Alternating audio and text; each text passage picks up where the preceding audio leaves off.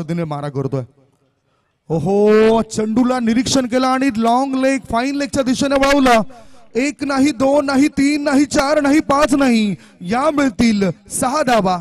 षटकार षटकार.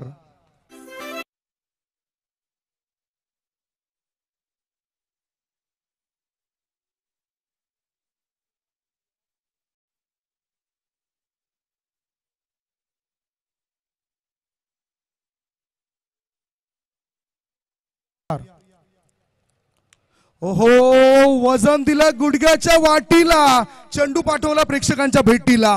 6 धावा. षटकार.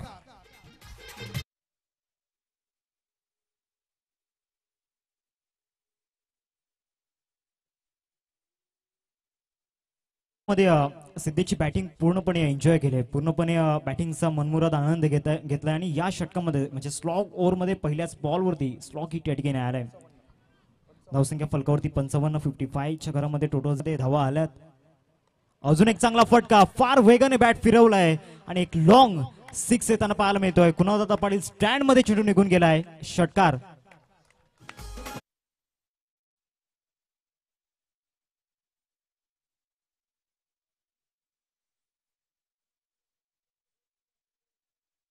फणस पड टीमला. आता सुद्धा मोठा फटका, चेंडू हवेत आहे. आर पार दमदार शानदार बहरदार डोलदार वजनदार विराज याने ठोकलाय. षटकार.